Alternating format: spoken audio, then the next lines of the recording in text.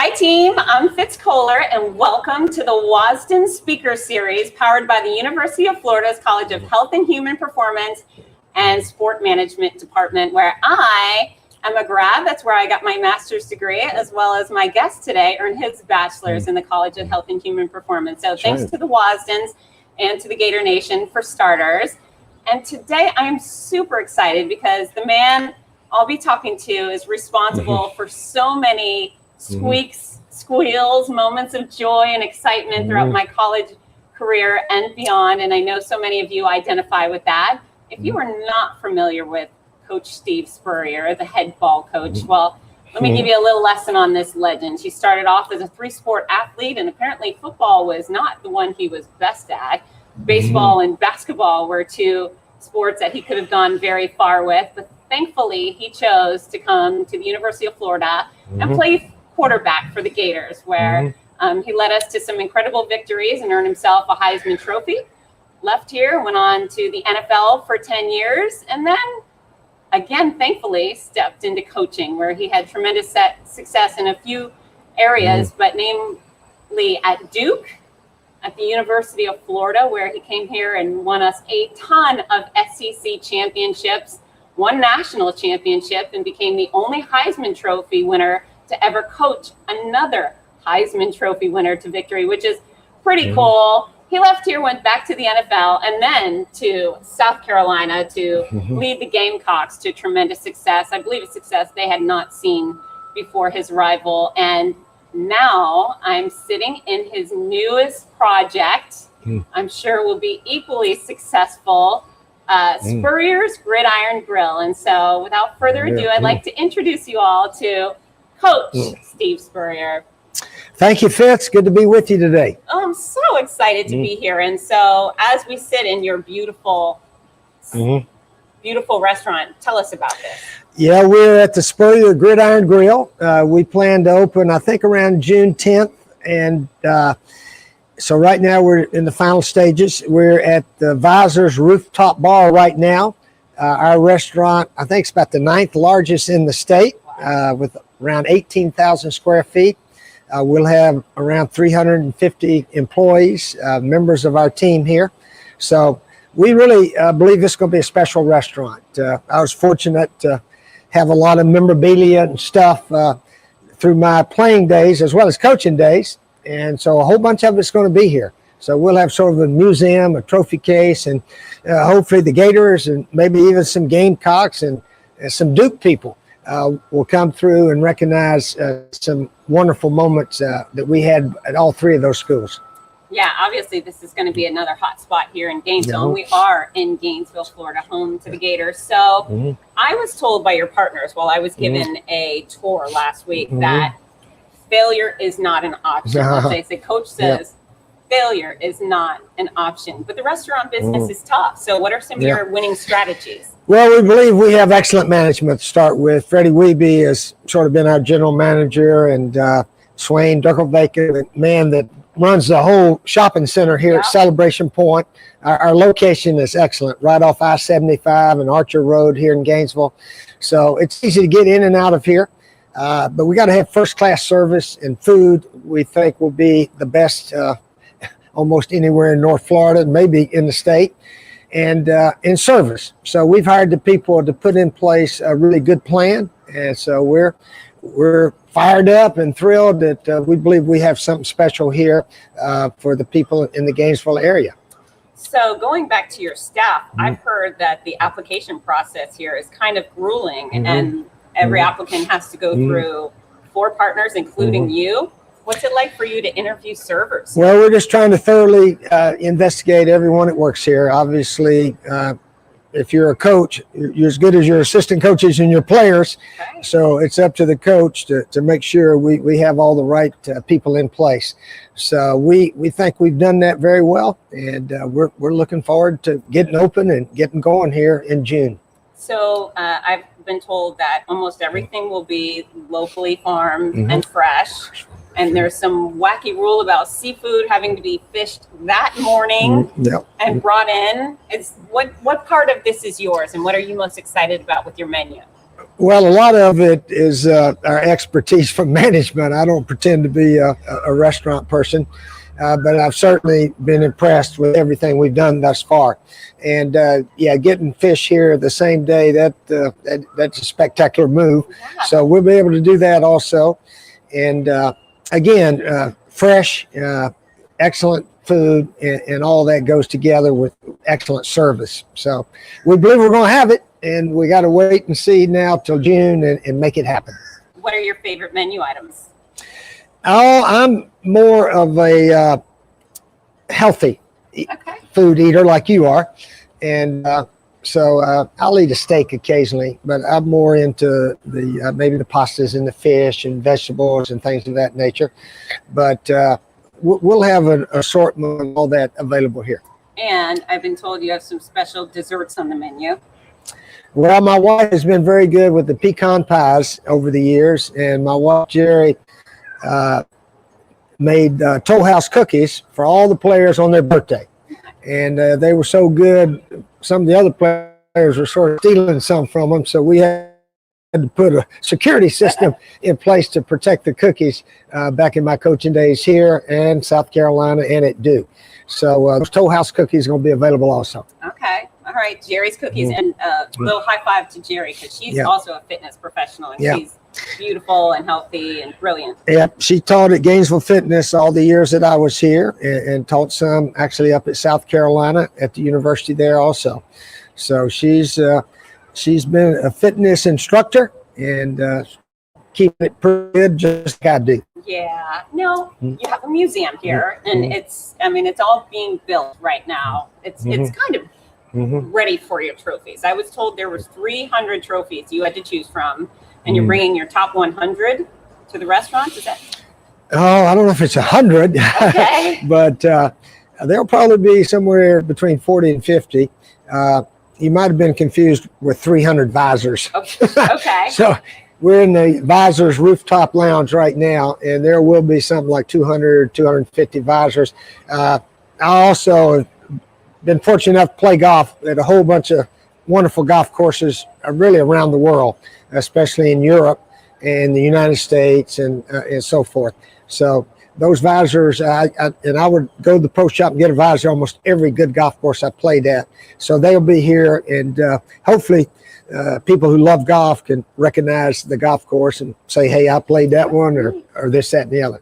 So I was explaining to my amazing interns, which are here helping, about you and the visor, because they're a little bit behind the times. They weren't here when you were, but the symbol of the visor is not only the style, keeping the Florida sun out of your face, but with our packed stadium, 80, 90,000 people, when coach would get angry and he would pick up the visor and he would slam it on the ground, it sent seismic, earthquakes rattling through the stadium. It really was exciting. Well, now, Fitz, what game did I throw that visor? Oh, I can't remember. See, that is exactly exaggerated. Okay. The first time I threw a visor, we were playing Furman, of all people. Oh, Lord. And we were way ahead, but we had a pass play, and our receiver cut off the wrong foot, fell down, and I sort of got mad. I said, what are you doing, man? All you had to do, we had an easy touchdown for you. He said, Coach, we're way ahead. Who cares? And that got to me even worse. I said, we're not worried about the score. We're trying to play every play the best we can. Don't you know that? The score will take care of itself. So he got a quick lesson on the score will take care of itself. Just do your job. So I picked up my visor after I threw it. It got grass stained. So I said, I got to quit this. So I did. I quit throwing it a lot. I think I threw it once up at South Carolina, but it was a black visor, so it didn't get but if they have you on TV throwing it once, they obviously think you throw it all the time. But I think I may have thrown 3 in my whole career. Well, they were really exciting. And then I started flipping up in the air. Okay. So it's called a toss when you flip it up and catch it. So anyway, I didn't throw very many. I just want to get that straight. Well, they were exciting, I guess, when it happened. Oh, not really. Always a lot of visor adjustments. Yeah, coach needs to stay under control, especially in close games. So I really did not toss very many at all. Okay, well, I stand corrected. That's all right. Greg. So you will have visors up here, and the elevator that brings you up to visors is pretty cool. And with the visors on display, I think it speaks volumes about who you are. The fact that you wore a visor to play golf with one of the presidents, for example, and instantly that visor became a collectible. Yeah, for some reason, when I came to Florida, I don't know of any coaches that were wearing visors on the sideline. And obviously down here, sunshine, a lot of 80, 85 degree days. It makes sense. I was lucky to have some hair, I guess. So I became sort of a visor coach. And since then, a lot of coaches have started wearing visors. The golfers on the golf tour back in the old 80s and 90s and so forth, they all wore visors, but they're all wearing hats now. It's sort of, I don't know, the visors have gone out of style pretty much on the pro tour. Every now and then you'll see a guy, but I think Bubba Watson's about the last really known guy that wears a visor all the time. But anyway, that's what I decided to wear a visor, sort of because nobody else was. And, you know, in life, if you want to be successful, you got to be a little different. So that was my way of being a little bit different than most coaches. I could see you also starting the sombrero trend. I mean, I really feel like whatever you chose, people would copy because you had so much success. Well, maybe a few of the younger coaches decided maybe in high school or whatever, hey, maybe I'll start wearing a visor also. But anyway, it's sort of a personal thing. Some guys love hats, and you can never put a visor on their heads. They don't want to wear a visor. Right. Yeah. So we'll have visors, and then with the museum downstairs, what are the highlight trophies that you're excited about sharing? Well, I guess the one everybody likes to see is the Heisman. I was fortunate enough to win that my senior year here, and then other than that, there's some Coach of the Year honors and trophies and this, that, and the other. But anyway, I'd rather talk about other people's accomplishments. I've talked about me enough. Well, there's a letter that you're sharing that's a crush letter. As I was told, it's a framed letter that someone wrote you from a Hollywood crush. Is that Freddie? I'm not sure what letter you're talking about. Steve said, you told me there was a letter on the wall that, was it a Hollywood starlet had written a letter to Coach? There's several letters. There's President Clinton has a letter. A letter from President Clinton to you? Well, we took the team to the White House in after the 96 season. So he was president in 97. But I think he sent a letter right after we won the national championship. Yeah, President Clinton, a big sports fan, from Arkansas there and so forth. So he keeps up with college sports. Oh, that's lovely to receive a letter from the president. Well, I wouldn't have got it if we hadn't won the national championship. Right, so right. It sort of all went together. Our team, the 96 team was the one that won the national championships. Some of our other teams were probably just about exactly as good, but we lost that one little game that prevented us from being the national champs. But that year things worked out, and we were fortunate enough to at least win one national championship. Coach Urban Meyer and Tim Tebow and those guys got a couple in 06, 8. But we got a lot of SEC championships. So we brag about that just as much really as the national championship. Well, and the SEC being the toughest conference in the country, I think gives you quality bragging rights.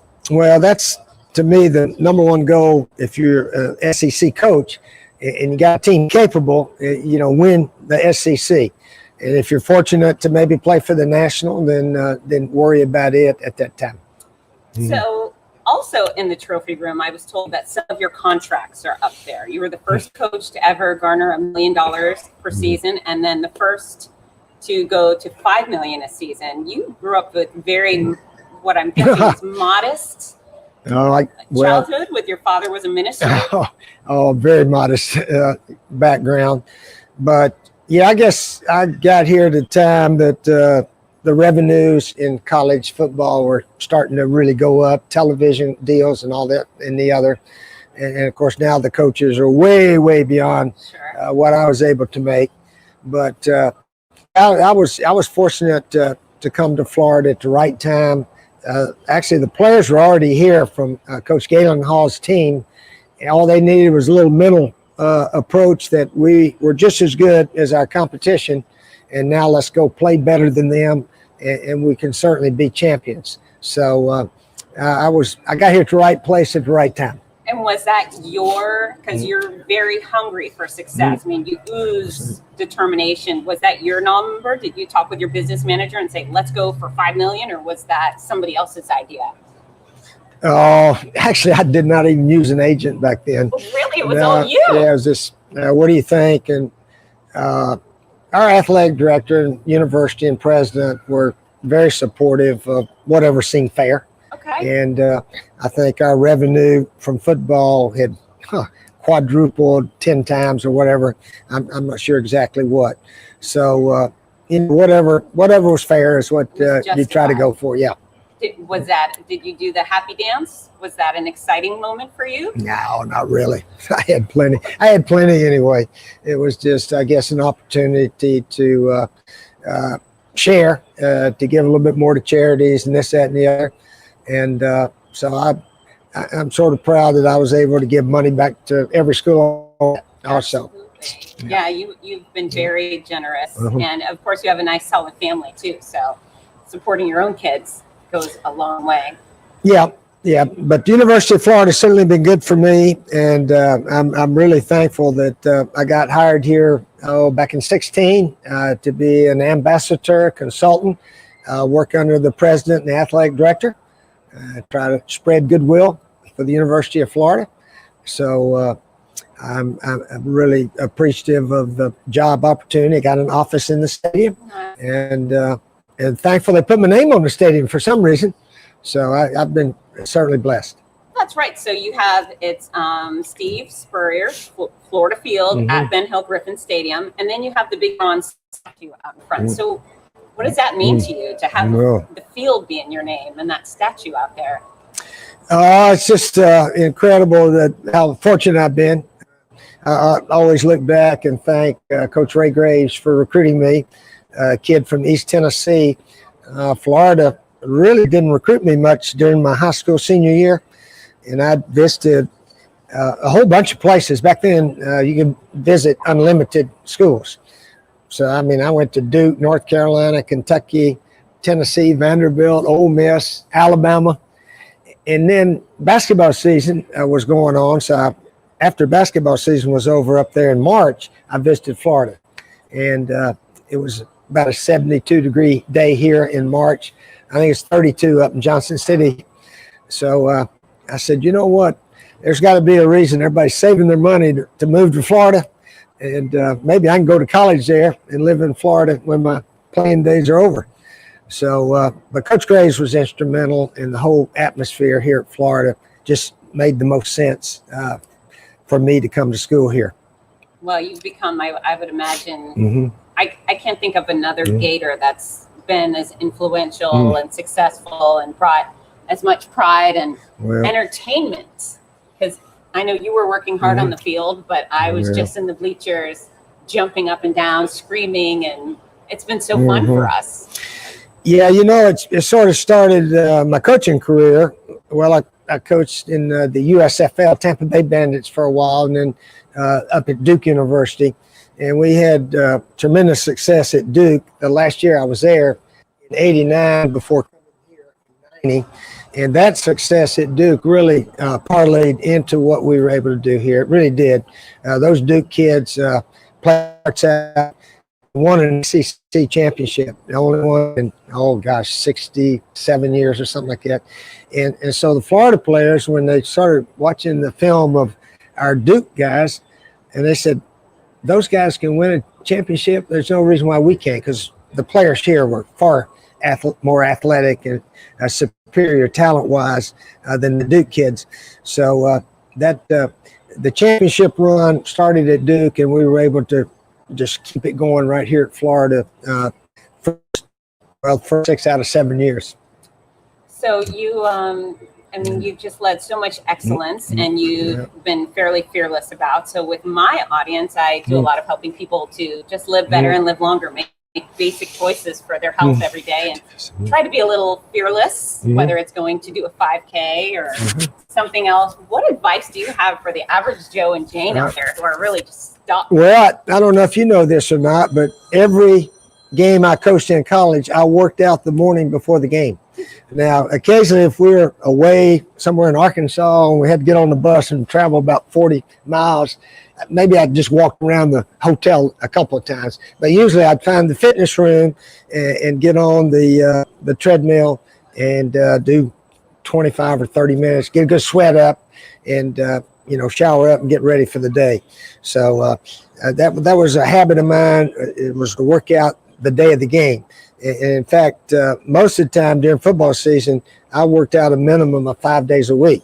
In fact, my first and second year here at Florida, at noontime, we would run around Lake Alice.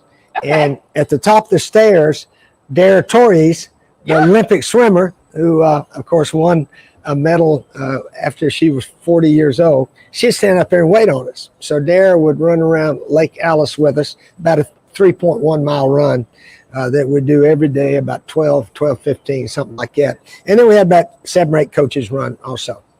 I think that goes a long way that you're walking the walk. Coach, sometimes athletes think, well, you do it. You're telling me to work hard, but you do it. But you were out there. Yeah, I agree, Fitz. I see so many of these coaches that never work out, and it doesn't make sense to me. Big old heavy guys that they need to be fit. And but that's, I guess it's all personal choice, whether or not you like working out, eating correctly, and trying to live a long time. And it's obviously good health and fitness and diet is instrumental.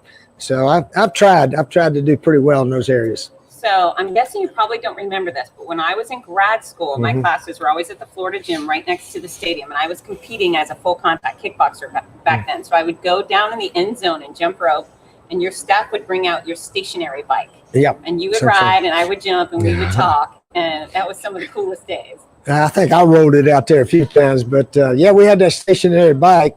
I think it was an Aerodyne. And I like being out in the sunshine, plus it's a little hotter out there. So the weight room air conditioning was on in there. So I like to get in the edge of the stadium there and get a good workout. So all the people out there, if you're not doing anything, Coach Spurrier, give them a little what for. Tell them, get off your can and do something, right? Yep. In fact, yesterday I was on the treadmill and the bike back at the house watching the golf on TV. I find it's a lot easier to work out when you got a TV that you can flip around, and the golf tournament was on yesterday, and then NCAA basketball and so forth. So if you get a TV in front of your workout apparatus, it is helpful. I agree wholeheartedly. So going back to football, if you could relive either your playing days or your coaching days, which would you choose? Oh, I'd like to relive my playing days. We were 1 game away from winning an SEC my junior and senior year. My coaching days, we were 1 game away from maybe 2 or 3 opportunities to win a national championship. But then you go back and say, well, if we'd lost that one, we wouldn't have been champs that year. So I think you'd always like to do have some games over, some decisions you made as a coach. But when it's all said and done, if you're fortunate enough to maybe win as many championships as our teams have, you say, thank you, Lord, and move on. Yeah, very, very smart. So the other thing that you were very famous for was your mouth, because you're full of zingers and wits. And that was a lot of fun for us. Well, usually all of those little corny jokes were told in the off season. And we have Gator clubs all over the state of Florida. And my 12 years here, we did a Gator club every summer. And we did like 21, 22 Gator clubs every year. So what's that? Over 400. So when you go to the Gator club, and you're talking about last season and the coming season, the Gator fans like to hear something a little funny. And Bobby Bowden did the same thing at FSU. I guess his corny little jokes were not as corny or funny as mine. I don't know. But he did the same thing. And then they'd get spread out. But during the season, I don't think I said anything too cute or stupid during the season. Now, I've always believed you don't try to say things to really motivate the players on the other team. I may say something about what their coach said, but that doesn't reflect on the players on the other team. So anyway, I did say things most coaches would not say at times, but really it was not a cut or something bad about the other team's players. I tried to never do that. No, they were always very fun and very funny. Yeah. I wonder, do you think you might have been canceled today if you were out there? No, I didn't say anything that terrible. I mean, in fact, some of the Tennessee players I've seen since the days, and one of them was Tennessee played in the Citrus Bowl like 3 years in a row, and somebody told me you can't spell citrus without a UT in it. So I told that at the Orlando Gator Club, and of course that got all around. And Peerless Price, the wide receiver for Tennessee, said, "Coach, you know that was pretty funny now that we think about it, but at the time we didn't think it was very funny at all." And then they went on and won the national championship his last year. So he had a wonderful career at Tennessee, and he's in the SEC Legend Hall of Fame that he richly deserved. So to that extent, I was at an event with Coach Phil Fulmer from Tennessee a few years ago, and I mentioned I was a Gator, and we brought you up, and he gushed about you. What a great guy you are. Back in the day when there was this heated rivalry between our school and UNT and so forth, you guys friends, or is that a later after retirement type thing? Well, you're a little bit more after, I guess, but we always shook hands before and after the game. I think most all those coaches, especially after the game, we always shook hands and this, that, and the other. So yeah, there was really no hatred, I don't think. Yeah, it felt very intense sometimes as just a fan, but you guys always held yourself very gently and respectfully, I should say. Yeah, it wasn't any big deal, really wasn't. So I hear that your plan is to be here in this restaurant on a regular basis. Yeah, I hope to be here as often as I can and stop in and out. This is the Visors Outdoor Lounge bar, as we said, and be at the restaurant to eat a lot and shake a few hands, maybe take a few pictures and go from there.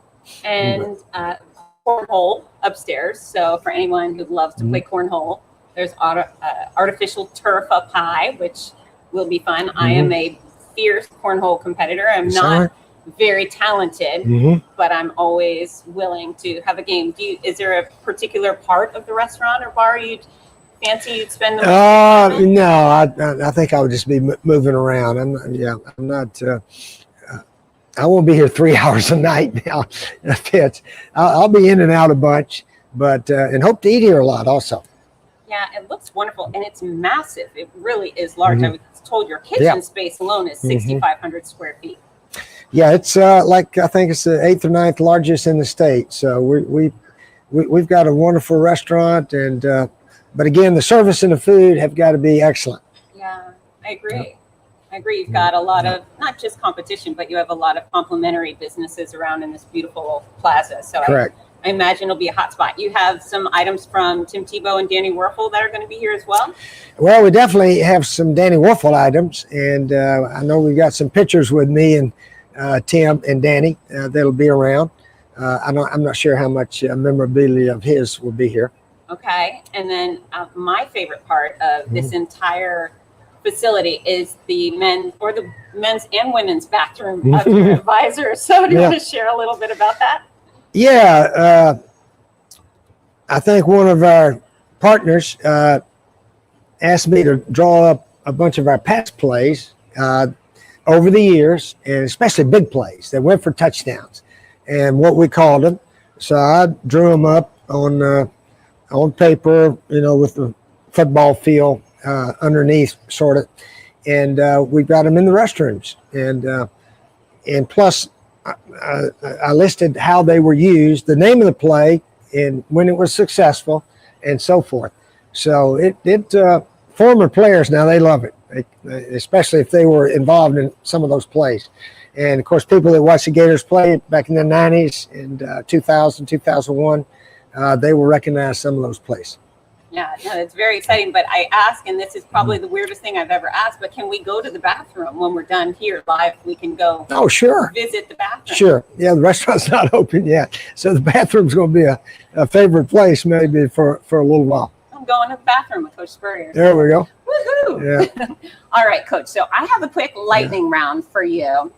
Got a few questions, just get to know you a little more. So you're very coordinated, great athlete. Can you dance? Well, I used to dance a bunch. I haven't danced much lately, but my wife Jerry and I usually try not to do that. You know, it was back in 2000, our team was not playing very well, and Leanne Womack came out with that song, when you have a chance to sit it out or dance, I hope you dance. So we got our guys dancing and went on and won the SEC in 2000. We had a sort of a turnaround year. So, in fact, we still talk about that song and remember it's sort of the key thing that turned around our season back in 2000. Pretty awesome. Do you have a go-to move when you dance? No, not particularly. No. Just thought I'd ask. Do you have a favorite song? Not particularly, no. Are you a country guy, rock, pop? On the radio, I have Prime Country and then the Sirius XM sports stations and so forth. So I go back and forth. Some of those sports guys can get sort of ridiculous for a while, so we go to country music, though, usually. Okay. Yeah. I'm a country fan. Kenny as Chesney has his station, so I listen to my buddy Kenny a lot also. well. Are you guys friends? Yeah, we're from East Tennessee, both of us. So I got to know him actually when I was a South Carolina coach in 2005. So he, I don't know if he liked me very well when I was at Florida, but when I was in South Carolina, we became good buddies. Figured it out. Yeah. Orange or blue? Mostly blue, probably. Yeah. University of Florida wore blue jerseys historically. And then a coach came in the 80s and sort of made us into orange jerseys. But we're orange and blue, but we are mostly blue jerseys. I just believe that. Yeah. And it goes really good with your eyes, too. So Yeah. blue for sure. Ask for permission or forgiveness? Oh, probably a little of both. A little of both. Who would you ask for permission from? Well, you don't anything do something that's really wrong or stupid. But I don't know. I got a good saying I say to my wife all the time. I just didn't see that. So that's why didn't you do this? Well, I didn't see it to do it. So that sounds like a better answer. I didn't see that. I didn't see to do that. My bad. All right, that's a lesson to all the married people out there. I didn't see that. Yeah. That's a good Spurrierism. Yeah. And last but not least, what does the Gator Nation mean to you? Well, the Gator Nation means a lot to Steve Spurrier. Met my wife Jerry here in college, and gosh, we've been married 50-something years now, and been able to play ball here, coach here, and then come back and live here in Gainesville. Wonderful community here in North Central Florida. Crescent Beach is an hour-and-a-half drive, so I've been very fortunate, very blessed, and a lot of it is because of University of Florida. Yeah. No question. Well, you're a very special part to us too. Cindy, do we have any questions from the audience? No questions. Okay, I forgot to ask that. If anyone has just a bunch any of questions, comments. well, you want to share some of those? Oh, I already did. Oh, you did? They've been going on. Okay, Okay. thank you.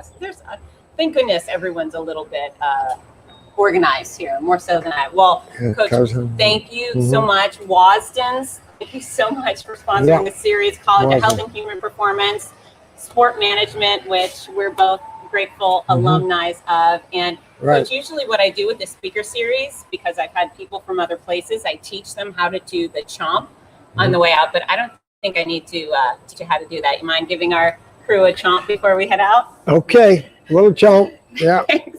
All right. Go Gators. Folks, make sure you head out here to Gainesville, Florida, Spurrier's GridIron Grille. And it's opening mid-June. Beautiful museum, incredible food. It will be a staple and a highlight, especially during football season. So we want you to come year-round, and we're headed to the bathrooms after this, yeah? Let's go to the bathroom and look at some ball plays. Let's go to the bathrooms. Thanks, everyone. Follow me on fitzness.com. Get to work.